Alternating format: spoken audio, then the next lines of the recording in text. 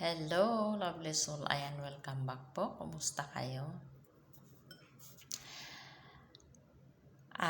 Gaano kadalas na po ba nating tinatanong sa ating sarili kung bakit nangyayari sa atin yung mga ganitong sitwasyon?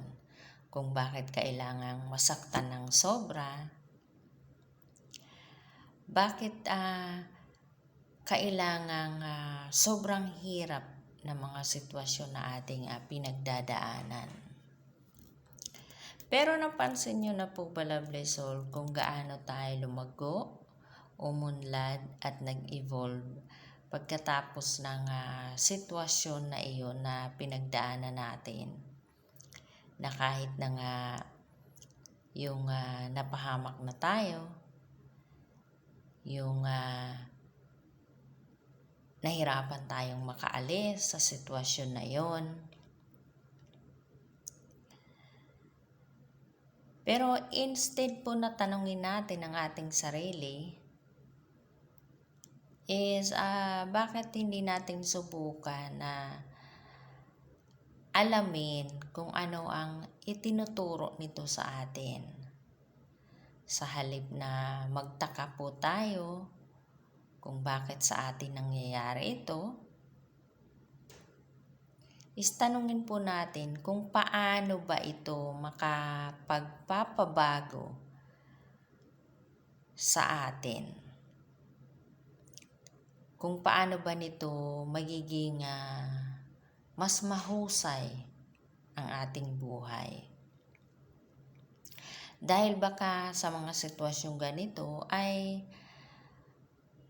marahil sinusubukan lamang ng ating Panginoon na sabihin sa atin na kung hindi ko ginawa na komportable ang buhay mo, gagalaw ka ba?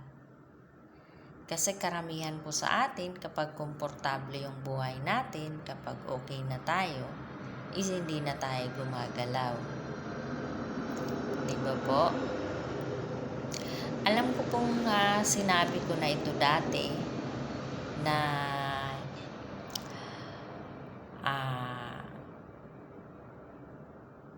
maniwala tayo sa process, maniwala tayo sa proseso. Madaling sabihin, pero ang pagsasabuhay nito ang mayroong proseso. Minsan, hindi natin alam kung ano ang susunod na gagawin or kung magagawa ba natin ito. Pero, maniwala lang po tayo. Trusting that we are divinely guided. Ito ang landas na dapat nating tinatahak kahit na nga di pa natin alam kung saan ito patutungo or kung ano ang kahihinatnan nito. Basta maniwala lang po tayo na ang Panginoon ay mayroong inihanda na mas malaki at mas magandang buhay para sa atin. Okay po, lovely soul? So, yun lamang po. I hope na nakatulong sa iyo ang encouragement message na ito. Thank you. God bless and I love you.